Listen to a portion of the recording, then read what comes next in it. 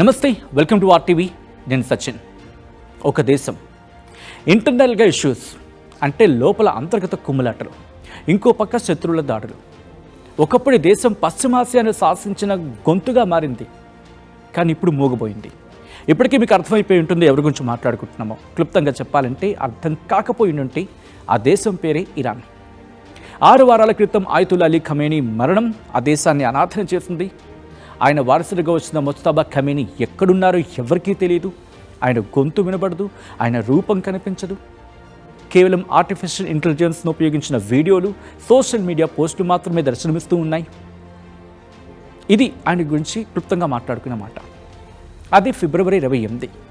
ఆ రోజు ఇరాన్ మీద అమెరికా దాడి చేస్తుంది. అమెరికా కావచ్చు, ఇజ్రాయెల్ సంయుక్త దాడుల మీద మాట్లాడుకుంటాయి.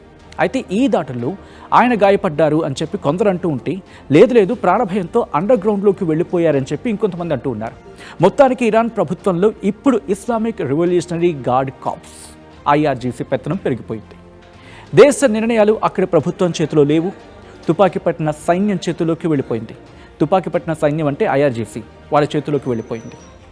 దేశం అణుబాంబుల అంచునుంది. ప్రజలు భయం గుప్పిట్లో ఉన్నారు. కానీ డైరెక్షన్స్ ఇవ్వాల్సిన నాయకుడు మాత్రం నీడలా మిగిలిపోయాడు. ఇరాన్ పరిస్థితి ఆపరేషన్ సక్సెస్ అయింది, కానీ పేషెంట్ మరణించాడు అన్నట్లుగా తయారైంది. అసలు ఇరాన్ సుప్రీం లీడర్ బతికే ఉన్నాడా, లేకపోతే IRGC చేతిలో బందీ అయ్యాడా? చర్చలు ఎందుకు ఫెయిల్ అవుతున్నాయి? ఇరాన్ లోపల జరుగుతున్న ఆ రక్తపాత రాజకీయాలేంటి? ఈరోజు ఈ వీడియోలో డీటెయిల్గా తెలుసుకుందాం. పాకిస్తాన్లో అమెరికా ఇరాన్ కాల్పుల విరమణ చర్చలు ఫెయిల్ అయ్యాయి. దీనికి కారణం ఇరాన్ ఇంటర్నల్ ఇష్యూస్.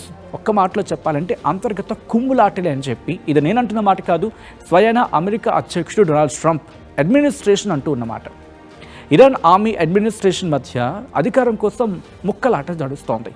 అంటే నేనంటే నేను, నా నేనేమంటే నా నేనేమని చెప్పి వాళ్ళిద్దరి మధ్య ఇష్యూస్ నడుస్తాయనేది అమెరికా చెప్తున్నమాట. యుద్ధంలో అమెరికాకు గట్టి పోటీ ఇస్తోంది IRGC. ఆ దేశంలో అంటే ఇరాన్లో రోజుకి IRGC మీద క్రేజ్ పెరిగిపోతూ ఉంది. అధ్యక్షుడు మసూద్ పెజెష్కియాన్ను IRGC పూర్తిగా పక్కన పెట్టేసిందని చెప్పి ఇంటర్నేషనల్ మీడియా కోట్ చేస్తోంది. చివరికి ఇంటెలిజెన్స్ మంత్రిని నియమించే అధికారం కూడా అధ్యక్షుడికి లేకుండా పోయిందనేది నేషనల్ మీడియా కాదు, ఇంకా ఇంటర్నేషనల్ మీడియా కోట్ చేస్తున్నమాట.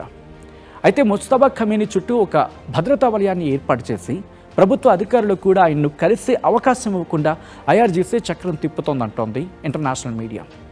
అమెరికాతో చర్చల్లో కూడా పార్లమెంట్ స్పీకర్ మహమ్మద్ బగీర్ గలీబాఫ్ కావచ్చు, విదేశాంగ మంత్రి అబ్బాస్ అరాక్చి, వీళ్ళిద్దరూ కూడా IRGC ఆమోదం లేకుండా నిర్ణయాలు తీసుకోలేకపోయారు అనేది వినిపించమాట.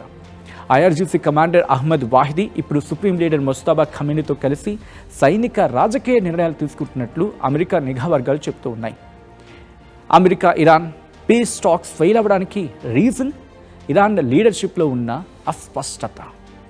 డొనాల్డ్ ట్రంప్ యంత్రాంగం ప్రకారం ఇరాన్ ప్రతినిధులకు నిర్ణయాలు తీసుకునే అధికారం లేదు.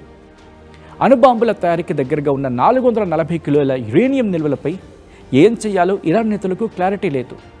ముజ్తబా ఖమేనీ నేరుగా చర్చల్లో పాల్గొనకపోవడంతో కేవలం పైపైన ఆమోద ముద్రలు వేయడం వల్లే ఈ చర్చలు ముందుకు సాగటం లేదు అనేది వినిపించే మాట. ఇన్ఫ్యాక్ట్ ఇంటర్నేషనల్ మీడియాలో కూడా చర్చలు ఎప్పుడు మొదలవుతాయో తెలియదు, శాంతి ఎప్పుడు నెలకొంటుందో ఎవ్వరికీ తెలియదు. నాయకత్వం లేని దేశం అయిపోయింది. అధికారం కోసం పాకులాడే సైన్యం మధ్య ఇరాన్ సామాన్య ప్రజలు నలిగిపోతూ ఉన్నారు. ఇన్ని సినారియోస్ మధ్య ఇక ముజ్తబా ఖమేనీ బయటకు వస్తే ఈ చిక్కుముడి వీడుతుంది. మరి అలాంటి టైంలో ఆయన బయటకు వస్తాడా, లేక ఇరాన్ ఇంకో పెద్ద అంతర్యుద్ధంలోకి కూరుకుపోతుందా అనేది వేచి చూడాల్సిందే. మీరేమనుకుంటున్నారు? కామెంట్ చేసే ప్రయత్నం చేయండి.